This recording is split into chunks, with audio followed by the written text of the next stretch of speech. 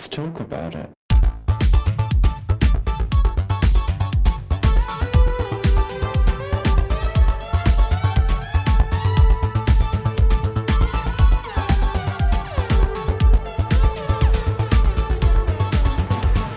Hello and welcome back to Thicc Radio, the award-winning podcast where we talk about gaining, feedism, and everything in their orbit. I'm James. And I'm Tim, so let's get into it. Today we're welcoming to the show for the first time. Today we've got our good friend Rob. Hello. Hello, how are you? I am doing good. I have a full belly. I returned from work, so everything is going well. I'm home, ready to chill. Fabulous. We love hearing that you've got a full belly. Marvellous. The best way to be on the podcast, I think, because it justifies sitting down and just talking shit for an hour. So, listen, Rob, are you ready to get into the conversation today? Absolutely. I'm super excited. And yeah, whatever questions you have for me, give them to me. Wonderful.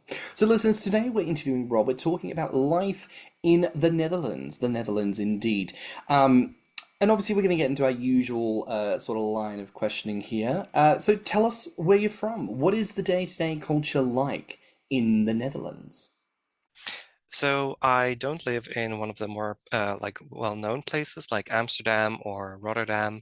I live near a city called Arnhem. Arnhem is in the east of the Netherlands in a province called Gelderland, or Gelders in English. And yeah, I have grown up in a little town next to Arnhem, very foresty, very quiet, very calm. But it's just such a lovely place for walking. The forest is just amazing. Like the village is literally set in the middle of the woods, so it's just a perfect place to walk around and do well. You cannot do hiking here because everything is just flat as a pancake. But yeah, no, day-to-day life in the Netherlands, it's not walking around on clumps or like continuously just eating stroopwafels or everyone being high. It's not like that. But it's a very I would say very everyone is busy with their life, work related often. Dutch people are very social. Like they love sitting on like at the park or like in front of a bar. We call them terrasjes. We even turned it into a verb, terrassen, of terrasje doen, and which just means to sit on like a terrace in front of a bar, and you drink there with friends and or eat something. Like the Dutch people love to be social. They really do. One of the things that I think a lot of people will tell about Dutch people and life in the Netherlands is our directness. And yeah, that's definitely a part of, yeah, daily life here. Everyone is just very direct, but it's like the good kind of honesty. Like if someone says that, like you won't get when you get a compliment from a Dutch person, you know they really mean it. You kind of make it sound like a fairy tale a little bit, especially with the village in the middle of the forest. Well, Am I wrong in thinking that like there's a lot of similarities between like Bavarian culture and the Netherlands? Like, is there a big crossover there? I think there would be, yeah. Like a lot of people compare Bavaria indeed to the Netherlands. So there's definitely a lot of similarities there. And as in regards to what you said about the fairy tale, well, sometimes it does feel a little bit like a fairy tale town. Like you'll have trees which are just like shaped in like funny shapes with like being like curled up and everything. And especially there's this one alleyway that I really love walking in, and it's just like a picture from a fairy tale book. And that's before you get into the fact that there are just active witches flying through the sky and, you But forgot enough to tell... about where I came from. Yeah, exactly. You forgot to tell everyone that you work at the magical strudel shop where it's actually a front for like potions and charms and shit. No, I do actually have a little myth about the black dog of Doorwerth, which is this town I live in. And supposedly it's like the spirit of a black dog, which is haunting people who hurt animals. Oh, okay. a black dog myth is a very common myth, Yep, isn't it? it Like the is. Yeah, Brits love a black dog yeah. myth. And then obviously JK bastardized it with the whole Grimm thing. Like, oh, the Well, it's she Lady wasn't totally Grimm. wrong though, because most black dogs are considered a puka, which is kind of like a harbinger or a like the banshee. You know how Hmm. when you hear it wailing, someone's gonna die. It's that kind of thing. Like a black dog is seen as an ill omen of death. Of course, yeah. Whereas these days, when you hear wailing, it's just a fat person at the beach. So yeah, that wailing, it's a little bit. That's that wailing has been outlawed. No, it's when you have a grom up at the beach. That's the new form of. Oh, I would love to go to a Grommr one day. It sounds like so much fun. They are a lot of fun if they're if the vibe is right and the people who are running it are attentive and they know what they're doing and they're very good at hosting. Yeah, they can be a lot of fun. Mm. The best thing I could suggest for anyone, and this goes for you, Rob, and anyone out there listening, if you've never been to a Gromoff, or if you're living in a new area and you're not sure about whether or not you're going to vibe with people, get to know the event organizer. Because ultimately, the person who organizes and structures the event is going to be taking lead on the culture and determining what kind of social vibe is going to be there. So that's what I'd recommend. But the Netherlands is gorgeous. I've been before. Amsterdam, I know everyone loves for the typical reasons of the red light district or the drugs and this, that, the other. But I just felt like it was such a beautiful city, and I thought it was so clean as well. I mean, look, it could be absolutely filthy in some spots, I wouldn't know, but I live in London. And so truly, like, the smell of piss and grime is a very standard feature in my day to day. So I had my little moment when I was in Amsterdam. I was sort of sat on a bench facing the open ocean and thought, fuck, this is lovely, clean air. I forgot what that tasted like. It's the taste of nature. Like I forgot about that. Yeah, I can definitely imagine what you said because I remember one time I was returning from Amsterdam home and it was already late and usually you're like, oh my God, it's late. I'm in a big city. Do I feel safe? But I just felt so safe walking through there. Like everyone was so jolly and yeah, sure, sometimes the smell of weed hit you very hard in the face, but you just walked through it and you were like, oh wow, fresh air again. Yeah, just keep it moving. Though I do want to ask you, and you touched on a couple of things, and obviously we're bantering now about the use of the drugs, the red light district, and all this about Amsterdam. Amsterdam's a city, it's not the country. So I True. want to ask you here, what would you say is the biggest misconception people have about the Netherlands? Well, you hit the nail right on the head with the weed and the red light district. Like the main question when I tell someone that I'm from the Netherlands, it's like, "Oh, can you get me some weed?" Like there seems to be this misconception that everyone in the Netherlands is just a stonehead, constantly blowing weed. But honestly, that like sure, it's very legal. It's legal here to a degree, and there's a very open culture about that. You can freely talk about it without there being any large taboos. But it's definitely not like everyone is carrying weed in their pockets, ready I feel to like that distribute. I feel like that came about because of that stupid Euro Trip movie. Did you ever see that? I know which one you Yeah, I mean. feel like it's because that movie was so popular. It's like everyone thinks that everybody in Amsterdam's a stoner. It's like, and then he even says in that moment, he's like, "We are not we are a Dutch bakery. These are not ash brownies." Yeah, no, basically it's like people seem to be expecting there's like a stall selling edibles on every corner of every street. But yeah, sure, like I said, it's like the culture about that is very free here, but it's not like everyone is like that. Absolutely not. I would think the biggest misconception that I can consider of the Netherlands is the name Holland. Because I think for a Ah, long time people think of it as Holland. And I know, Tim, you and I were talking about this recently. And I know that part of it has to do with the fact that North and South Holland are two of the, do you call them states or provinces or territories? we call them provinces. Yeah, they're Provinces. provinces. So I know that like South and North Holland are two of 12 provinces, but can you tell us a little bit more about that? Like, why Netherlands, not Holland? Yeah, so basically, the Netherlands itself comes from like um, the when the Romans still like occupied half of the country. I'm not sure how I can't remember right now how the Romans call it, but basically it was the Low Countries when you translated it, and Netherlands literally encompasses that. But the Holland is really those two provinces, North and South Holland. Those almost have their own culture, their own not own culture, but like they are really separate from the rest of the Netherlands in the sense that you can say when you say Holland, you actually really mean those two provinces, and it's sort of like a dis well, I would feel it's a disservice to the other provinces like Friesland, which is up north, or Groningen, which are like, of course, they're part of the Netherlands, but like the people there are still their own people, especially the Frisians. The same way in Limburg, Limburgers wouldn't call themselves Hollanders because they are Limburgers first and foremost, and then Dutch people, the Netherlands.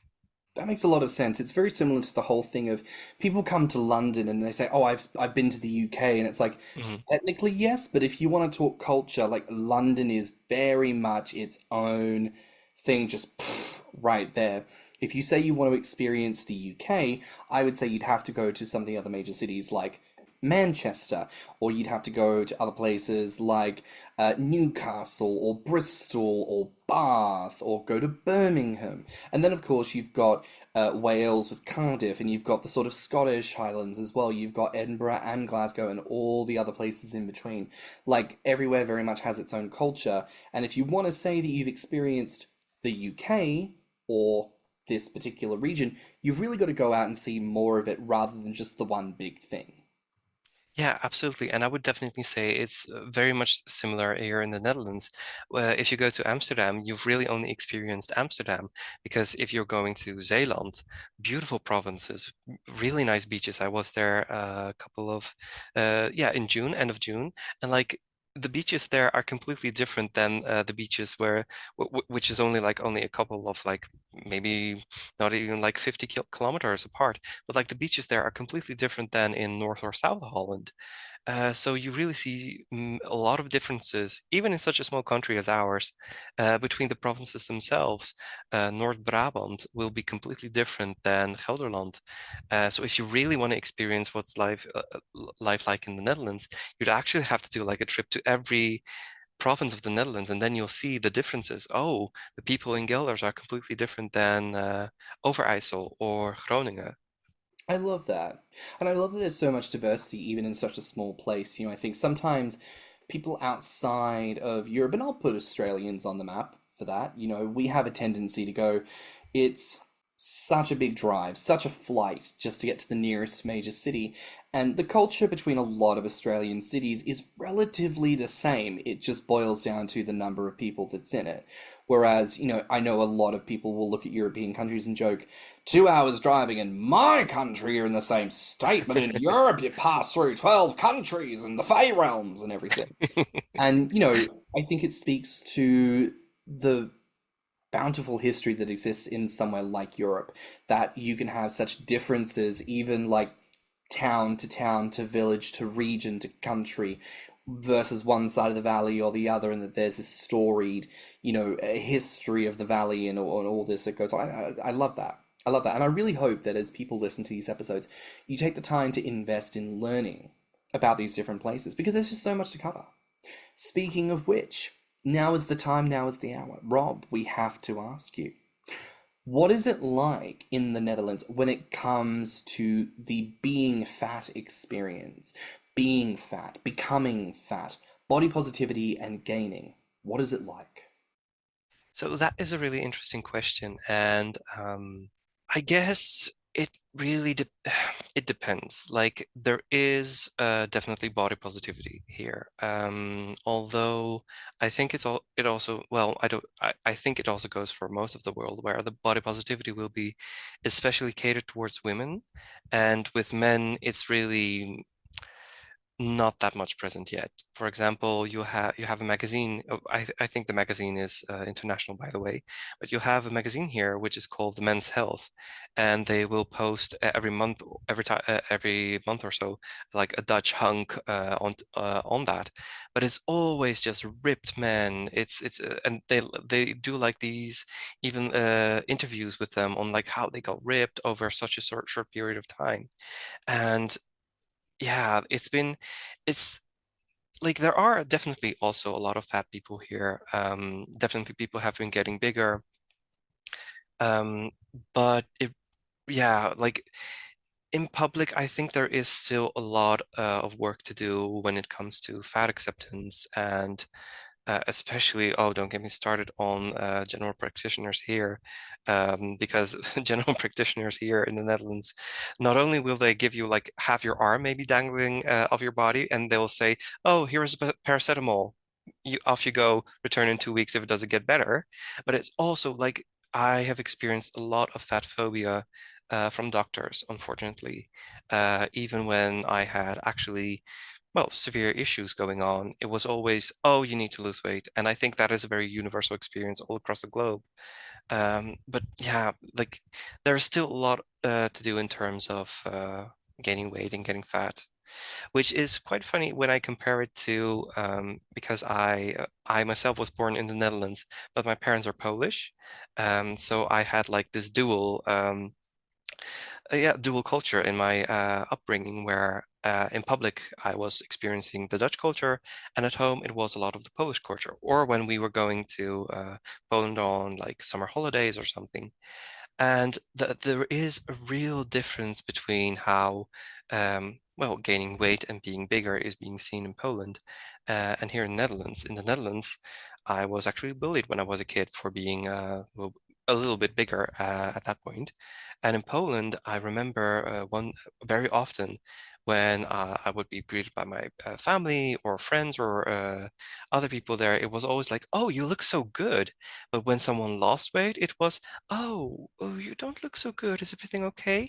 And here in the Netherlands, it's exactly the opposite.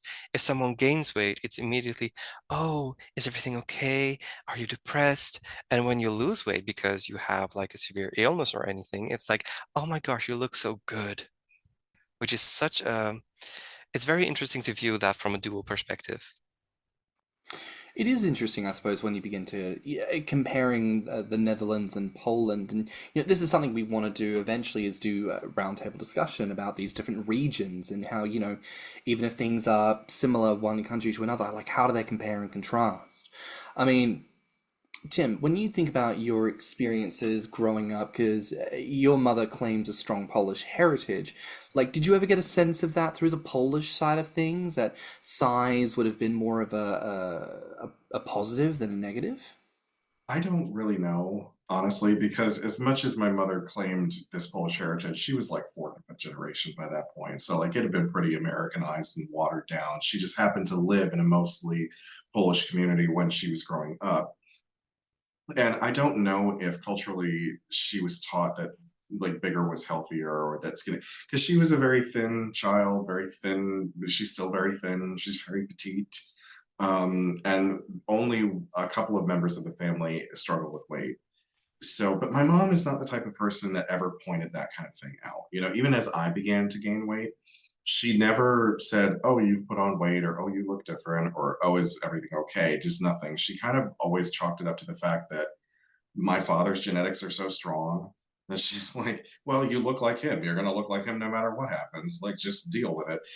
So it's like she's never pointed out anything about my weight. In fact, my youngest sister, is the only one that's ever said anything. It's very funny to hear you say that about your dad because I've had exactly the same with my dad. When I started putting on weight, it was like, yeah, yeah, it was to be expected. Your dad is big, so you're gonna become big too. So That must be nice. My dad is a scrawny runt of a human, so I'm trying very hard to escape that fate. God. But what are resources like in the Netherlands? So, like, as a larger person, when it comes to, we often refer to things like fashion, like accessing clothing that fits and looks good on the larger body. What kind of resources are there for the larger person in the Netherlands? Oh, I've actually, it's something that I've been not struggling with lately, but it has definitely since I became bigger, since I gained weight, I definitely noticed that, oh, a lot of the usual stores that I always went to, they're no longer accessible to me. You'll have like stores like Bershka or Zara or Esprit, which are like some of the brands here. Um, and you'll go to the store and you'll be looking, like rummaging through the items, and you're looking for, is there anything above just an XL? And you'll find there is actually none. So what I've had to do was like expand a little bit, and not only in terms of like body wise, but also in terms of like where I was looking for stuff. For example, one of the resources that has been helping me a lot finding well, clothing that I actually that looks fashionable, that looks good, is Jack and Jones. Like they have this line for bigger men, and that's actually clothing that looks also decent and good. Because of course you'll have like the stores like Seina, which not always like the clothing from there, they do have bigger sizes. They go up to 3, 4 XL, but not always they will look good, you know? Very often they'll look like, yeah, a little bit what you expect from like, oh, fat people can be beautiful, so the clothing is going to be ugly as well. Like that's the sense that I always got from that. And recently I even got into, I was started looking into like um, companies that were from outside of the Netherlands, from the UK or even from the US, and just ordering them with international shipping. So the resources are definitely, I would say, in terms of clothing, like especially if you just walk through a city, if you go to Arnhem or Utrecht, I have had lately a lot of troubles with finding, yeah, clothes that looks good, that fits me. Mm. I mean, as we always come back to with these types of conversations, it bears repeating for new gainers. Bear in mind your access to clothing will shift and change, and if you do not live in a mecca, you are going to struggle. You are going to need to rely on online resources. And as I'd like to put out there every now and again, if you out there listening have a preferred online retailer, someone with a website or a social media link that you would like to recommend to us, please send it in to us. Email us at thiccradio@gmail.com, DM us on Instagram, and let's start compiling some resources for people. Let's start to make this stuff a little bit easier. I think Can so. I make a small recommendation? Oh, and yes. Like I discovered them through like they have this very funny commercial on Instagram. That's where I saw it, where it's True Classic. Like their shirts and their button shirts, they have been really great for me as a bigger man. And like I remember the commercial was like something like Jimson, you're fired, because he doesn't have like a cool stylish shirt or something. It's like the commercial is very fun, but the clothing, it's not only it's very comfortable to wear, and it's just like it fits you. It fits you really well as a bigger man. Well then, there you go. True classic. Check them out. Now, I am curious because you mentioned, having to look to the UK and America potentially for some of your clothing choices. How do you view gaining culture in places where it seems that there's a lot more people going out, meeting up, doing all that kind of stuff? Yeah, I've definitely, especially like lately, I've been when I'm on Grommr, and I just scroll through people who have posted something or like who are online right now. You just see so much people with like this little American flag beneath their profile, and you're like, damn, like the US must be like this paradise for gaining and for the gaining community. At least that is how it seems from my perspective here in the Netherlands. Because definitely like the community here, there of course is a community present, but it's limited in size, and which is funny when you talk about size and gaining. But yeah, no, definitely the community here has been limited, and I see that, for example, Germany has a lot more of a gaming community present. When you look at events, a lot will be in Germany, in Berlin, or other places there. Then you have like the Netherlands and Belgium, and there are definitely like it's not that there's only like 10 people or something. But there's definitely a stark difference. And sometimes I look with this kind of longing at like, oh, if I go to to the US, I must be coming across gainers everywhere.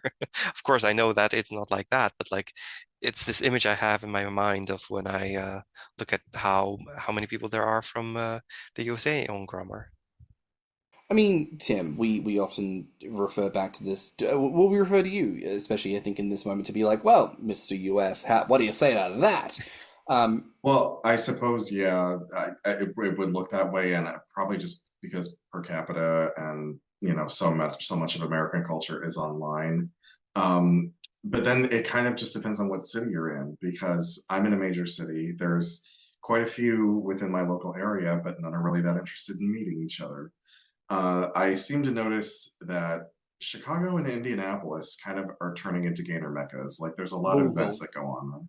Louisville's another one. Louisville and also Baltimore now. Baltimore's starting to be up and coming with that.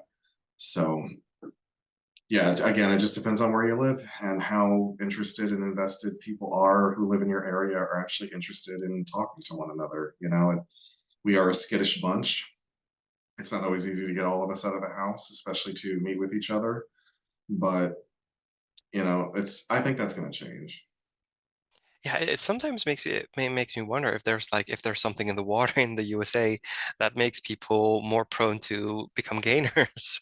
Of course, I know there's a lot more people present, population-wise, but yeah, It's the abundance of food as well. We have exactly. an overglut of food in this country. And, Americans already have a reputation of sort of being outgoing, a bit brash, a bit loud, a bit gregarious. So it's kind of sort of woven into the American culture to be like out there, So when you find really outgoing and extroverted individuals, they tend to find each other. Of course, yeah. Well, I suppose it's that thing, right, of like the number of queer people in existence, because there's this belief that somehow, as like a human species in our zeitgeist brain hive mind, that somehow we just know that we need more queers, and somehow we just like breed more queer people, and the number seems to somewhat always measure out around like between 10 to 20% somehow. And I've always had a theory about that. I've always had a pet theory. I have nothing, I mean, obviously, I'm not a biologist, but I've always thought that we are nature's form of population control. Hmm. Because, I mean, even though we can have children, and many queer people have children through surrogacy, adoption, whatever, Mother Nature doesn't account for that. She's just trying to implement something within the species to prevent overpopulation. Like And the who? more of the, and the more heteronormative people there are, the more queer people there are going to be because we spring from them. Hmm. But you see, this is what makes me wonder sometimes about gaining, because you mentioned is there's something in the water, and it does bear noting that, gaining is more prevalent visibly in countries where there is a greater, I guess, adherence to the values of the West, a greater sense of that global economy that goes on. And I wonder if aspects of, body comfort, the obesity rise of numbers, and even gaining as a form of sexual narrative, I wonder if that is born of that similar thing of, because we live in a society where the ease of becoming fat is so much more a capable thing, maybe it's just part of our body's way of saying, hey, let's get into this. Who knows what like the truth is behind like the mother nature of it all and the this and the that. So if any biologists listening or if anyone with any knowledge on this front would like to step onto the pod and share their theorems, please reach out to us at thiccradio@gmail.com. We would love to hear from you. But in contrast to the Americas, you mentioned, Belgium and also for the Netherlands, and it's not like there's nobody around. There are some people. What is the gaming culture like in the Netherlands? Yeah, so what you guys already said about people, well, gainers, I don't know if I can say all gainers, but like generally the community is quite skittish, and that is yeah, that is very much the same here in the Netherlands. Like a lot will be talking from like on Grommr, and the people that do meet, yeah, they're a limited bunch, of course. So the the thing that, well, you'll hear people say, "Oh, all gays know each other." Well, it's true for the Netherlands that all gayners almost know each other, because sometimes when I would meet up with a gainer and I'm like, "Oh, hey, you follow this one too?" Yeah, I've met up with him. I've had feelings with him, which of course is that's going to be present with in every gaming community across the globe. But I've definitely felt that maybe because we are also a smaller country, it feels more like the people who actively meet with each other are, yeah, it's more tight knit, I think, in the sense that they know each other. They are like, oh yeah, but yeah, the gainer community here has it's like it's a good bunch. There are unfortunately sometimes rotten apple or two, but yeah, that's bound to happen in any place. But it's definitely I really like talking to a lot of people here because in the gaming community in the Netherlands, or just meet up and be like, just this sense of freeness, of being liberated in the sense I can talk to this person, I can be fat with this person without any form of judgment. I remember, for example, I met up with a gainer, and we did what we call the fast food crawl. We just went from McDonald's to Burger King to KFC to Taco Bell, and we had at each place we had just a full meal, and just that walk from one fast food place to another, it was amazing. And yeah, so yeah, I definitely enjoy the gaming community here. Fabulous. I mean, you've obviously talked a little bit about being Polish reared by your parents. In times that you've been to Poland, have you ever looked to explore the gainer community in Poland, or have you known people in the gainer community in Poland? I've actually, at the time when I was still traveling to Poland, because I haven't been in Poland for several years now, but in the past, at the time where I was still traveling, I was still figuring this thing out. I was like, why do I like looking at bigger men? Does the idea of getting bigger excite me so much? So at the time, I was still very much figuring that out. And of course, I mean, I was very much looking at like the people who were bigger. For example, all my cousins were chubby men, and because I was the youngest, I would always look with up at them with this kind of admiration of like, wow, I want to look like my cousins. But yeah, so I haven't really explored the gainer community in Poland, but I do know, especially now that I have figured it out, and very often I'll be curious about, oh, who is a gainer in Poland, and I'll look on Grommr towards people who are from Poland. I'll type in like a city and be like, oh, is there maybe someone I know? Haven't come across anyone yet. But yeah, there are definitely also Polish gainers that I follow on Instagram or other places where I'm like, oh, this is really goals, or I love to look at their progress of becoming bigger. So I cannot really compare with having explored the community myself while being in Poland, but I've definitely looked at it from afar. See, I love this moment of like cross-pollination of different gaming cultures and experiences. That's fabulous. And you mentioned the gainer like fast food crawl.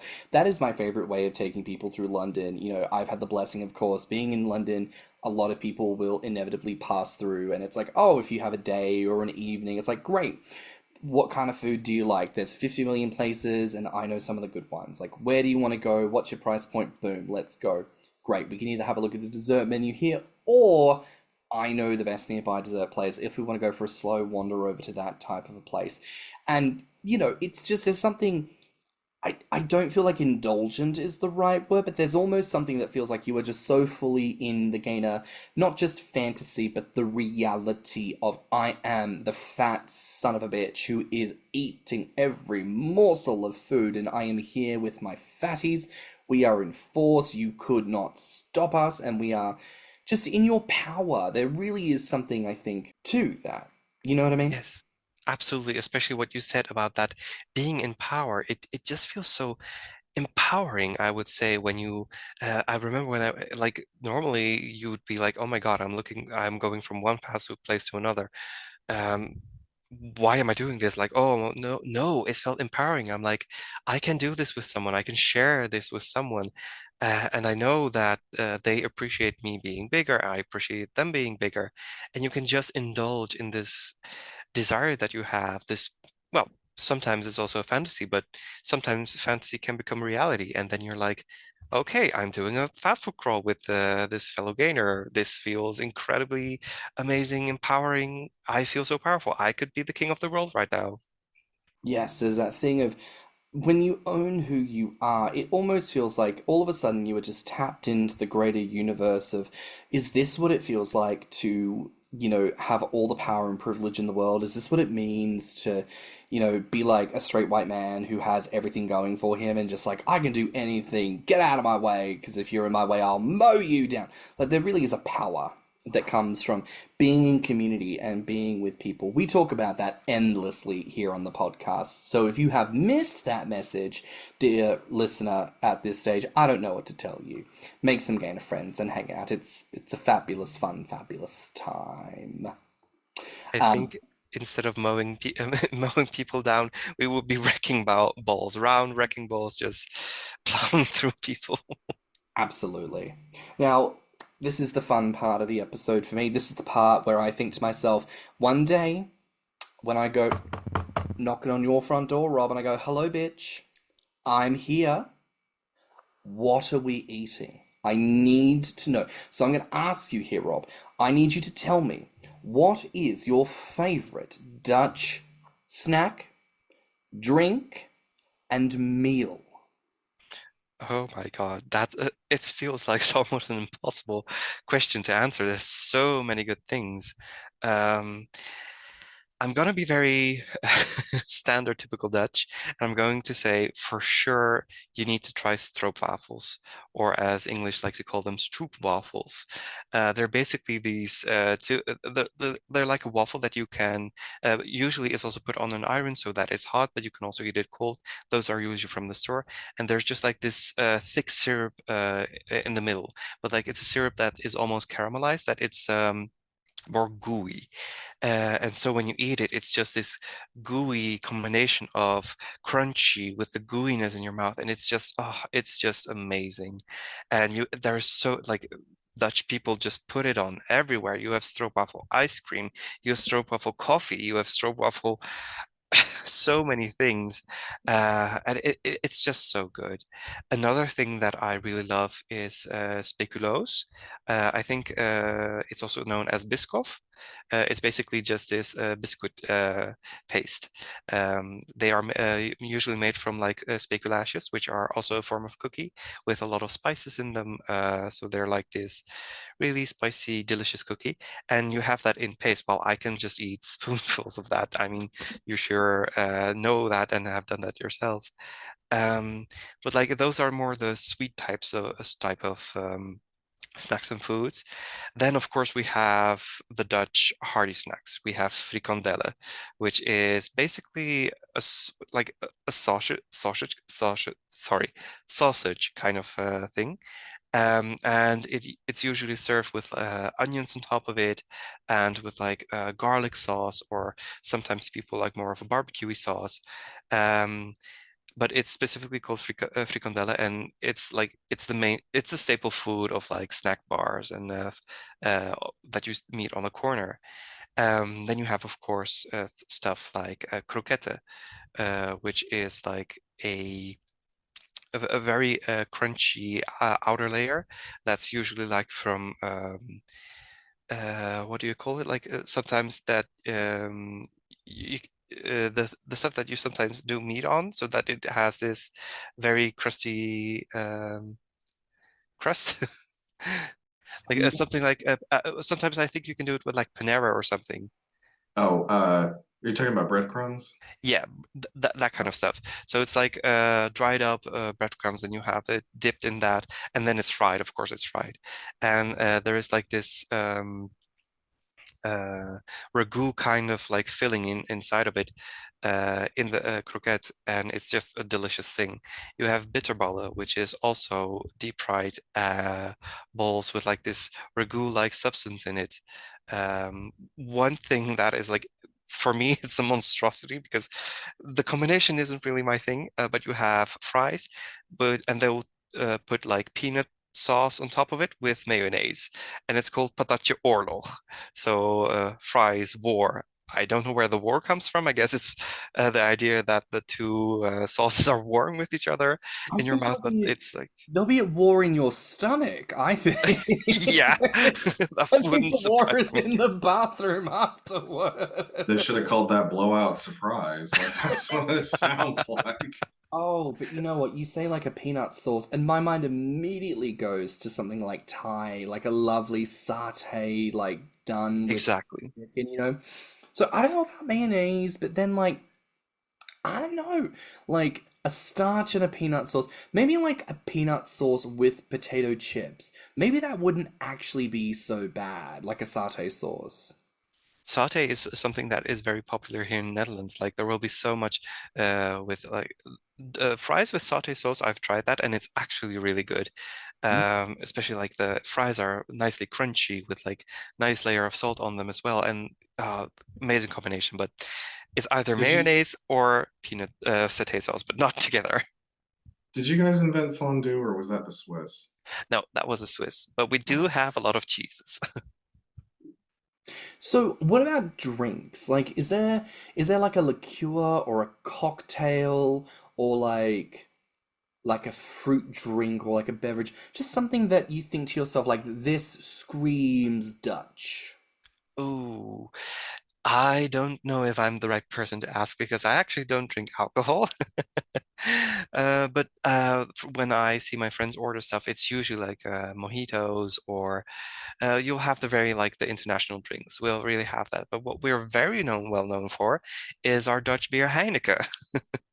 It's been it's been this staple thing in the Dutch drinks industry, especially the beers, where Heineken is the most well known. But many people will, Heineken. Oh yes, I know yeah, Heineken. I just assumed that was German. Oh, that's nope, Dutch. it's Dutch, Dutch. See? There I even also thought it was German a lot of because people do. wait, no, is it a Pilsner or is it something else? Because I just assumed that most Pilsners that are sold, at least in the US, are German. You know, Heineken's a lager, isn't it? Oh, it's a lager? I thought it was a Pilsner. Well, I don't know, but I as don't know. I know it's very, very light. It's very easy to drink. yeah. I wouldn't exactly say it's tasty. I wouldn't drink Heineken for the Nope. taste, but It's definitely not drunk here for the taste. It's definitely usually when people say, "Oh, I want a Heineken." Well, it would usually will be to be like, oh, "Okay, I want to get drunk." But there are many other good beers that are D Dutch beers. You have Hertog Jan, which is a very popular one. It's more of a yeah, you definitely have more of the taste in that. So yeah, but Heineken is the one that it was exported to the world, Yeah. basically. To be fair, it's the same with Foster's in Australia. Nobody back home drinks it because we love ourselves. But we export it to the world, and then other people go, "Ah, the Thai service is dry. I love it," and then they die. So it's like, yeah, that's. But honestly, that menu, all of those snacks, all of those deep fried, I mean, stroop waffles. Yes, I am a big fan. Honestly, Tim, if you've not had it, it's like I mean, if you like the concept of like an ice cream sandwich, like it's ice cream between two like waffle bars. are they those skinny little wafer like type of waffles? They sell those. They don't sell them like homemade anywhere, but they sell them in packaging. Somewhere like most like some specialty foods have them. There you go. Yeah, exactly. Like you at any Dutch store, wherever you go, if you go to a supermarket or even like a smaller grocery store, you'll just always find those packets of stroopwafels. But the best ones are if you walk on the street and you see this place where they have like this waffle maker and they make them right then and there for you, and they're these big waffles. Oh, those are amazing. Yeah, they don't have that. No one does that over here. They'll do like a waffle ice cream sandwich, but it's more like it's more like a Eggo waffle. You know, it's like thick, and then they put a big bar of ice cream in the middle of it. Like that you can find at most street fairs. I Hmm, mean, I wouldn't lie, you could fatten me with that. sounds perfect. But honestly, all that Dutch food sounds incredible. Now, I'm gonna ask you here, when you did decide to start gaming, were there any Dutch characters on TV? You know, celebrities, comedians, even cartoon characters. Was there anyone that you remember seeing growing up that you went, oh, they're fat. I want to be just like them? Yeah, definitely. There's this Dutch presenter, Martijn Krabbe, and he often goes through like a weight gain and weight loss journey. But especially when he was at his biggest, he was just like so big, and he was a very jolly, well, he's a very well-known face here in the Netherlands as a presenter.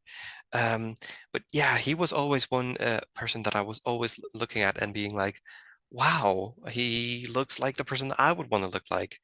There's been also, yeah, so, but the usually presenters will be very slim, well, the more regular type here in Netherlands. You definitely have a few outliers like Martijn Krabbe. But yeah, the ones that are here, you definitely look at them with like this, yeah, sense of admiration. I remember when during my childhood there was also a different presenter. He had this like talk show, but he was like very very rude. And that was his entire spiel.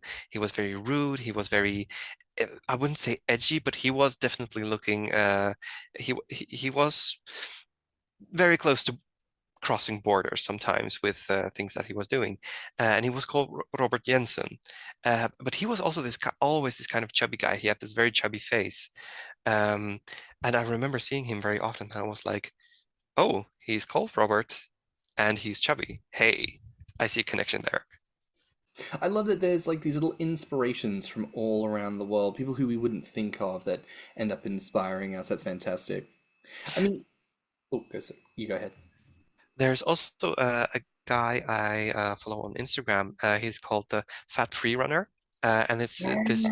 Yes, because he's Yes, Dutch, isn't he? he is Dutch. Yeah, and definitely lately, when my gaining journey started, I was definitely very much inspired by him, by his look, and being like, "Wow, you can be fit and still chubby." You know, he's one of those people that I really admire, not just for doing what he does, but for pushing on with fuckers in the comments. Because you get all Exactly. these people who are like, wow, just imagine how much more he could do if he was thin. And it's like, my dude, that is not the point. You are thin and you can't do fucking shit. You can't even keep your girlfriend from cheating on your ass. Don't you fucking go on about what this fat dude does when he literally runs circles around your nasty, unwashed ass. Don't you fucking try it, bitch. And like the kid, his weight probably does fluctuate some amount. Like he's probably slimmer in some videos or bigger in others. But it's clearly he's not trying to like do one thing or another. He's just trying to show like I want to do this and I want to have a good fucking time doing it. So God bless the fat free runner. And if you all have not gone and seen his shit, guarantee you've come across him at some stage. Go look him up on Instagram, y'all. A very talented man. Very talented man. Now, I want to ask, in Dutch, is there amongst gainers like a phrase that you might say to one another as like a compliment to one's size? One that I have been really liking a lot lately, and it's not all gainers are using this one, but it's definitely being said among gainers here in the Netherlands. It's when you are asking someone, "Hey, how are you doing?" They will say "rond en gezond," which means round and healthy. And it's just the phrase of "rond en gezond." It's just so lovely to hear that, or it's even lovelier to say it that you can say, "Yeah, I'm round and I'm healthy, rond en gezond." Rund and gezond. Yes. Fun. Rund and... Well, Rob, may I just say you are looking very rund and gezond Well, today. thank you. You both are looking rond en gezond too. So there you go. Rund and gezond. Work that into your vocabulary, make it sound fancy and shit in your native language, however you do what you gotta do. Rund and gezond. Oh, I like it. Um, what changes would you like to see in the Dutch gaming community? Oh God, I think the biggest change I would love to see is um, growing. Not only everyone in the gainer community growing themselves, but also the gainer community itself growing. More people accepting that becoming fat is fucking fun. It's just so much fun to become fatter, and I would really love to see more people embrace that, especially those people. Sometimes you'll see them also here in the Netherlands in the bear community, where people will be like, "Hey, I've actually fantasized or thought about being bigger, and then there will be like this hesitancy, and then you tell them, oh, but there is a community that is actually embracing that, and the whole world will open for them. And I would really hope that there will be more acceptance of enjoying this process as well, but also just our community growing. I would love to see a Grommr in Amsterdam, or in Rotterdam or somewhere else, or like these larger gainer events, because I've been looking at those if there is anything in the Netherlands, but I haven't seen anything yet. Oh, unless, of course, I was just blind and I didn't find it. But yeah. And I think it's all any of us can ask is that more people do the work necessary to see our communities build into what they need to become for all of us.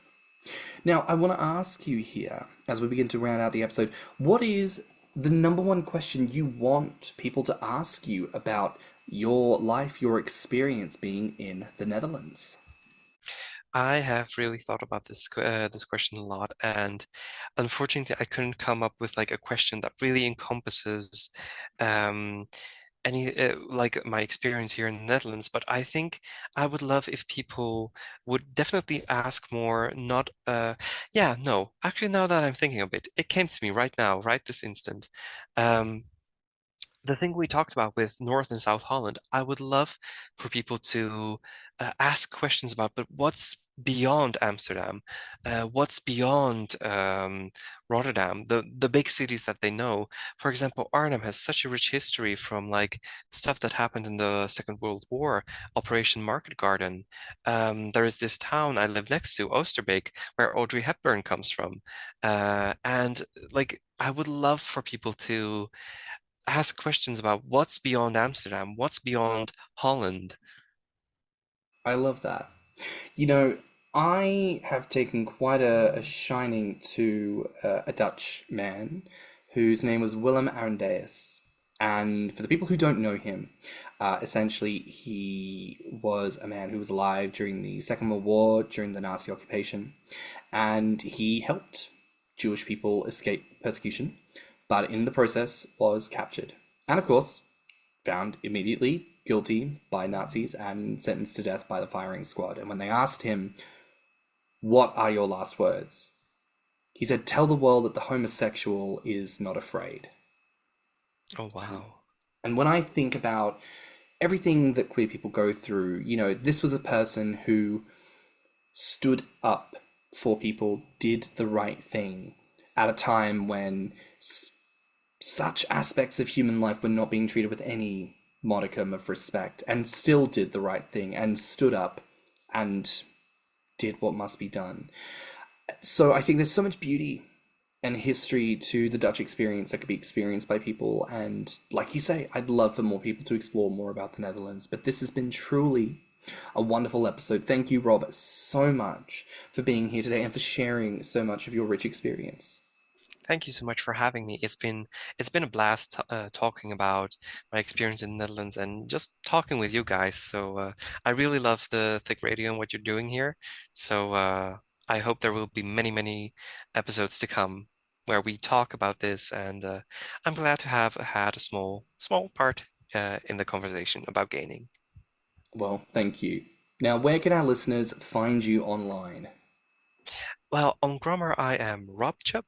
And robchub is basically my handle for Instagram, Twitter, or X, I should say, and on Tumblr. Fantastic. Well, that's it for another week here on Thicc Radio. Please remember to like and subscribe, rate us 5 stars, and leave us a good review. Now, if you liked this episode, the podcast, or just us in general, please share it with your friends and encourage them to tune in. You can find me on Instagram and BlueSky at stannnum. And you can find me on Instagram, Twitter, YouTube, and TikTok at ThiccyMouse. You can also look us up on Instagram, YouTube, and TikTok at Thicc Radio, or at our website at podpage.com/Thicc Radio. If you want to submit a voice note or become a financial supporter of the show, you can find the links in the show notes, and you can always write to us at thethicradio@gmail.com. So until next time, bye, Fats. Bye, Fats.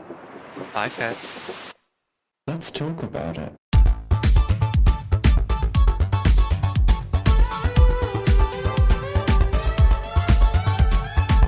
Thicc Radio is a Patreon and Enter app podcast produced by Stan and Vicky Mouse. Mixed and mastered by stannnum. Our artwork is provided by Lokitu. Our theme song is provided by Spotify Cream.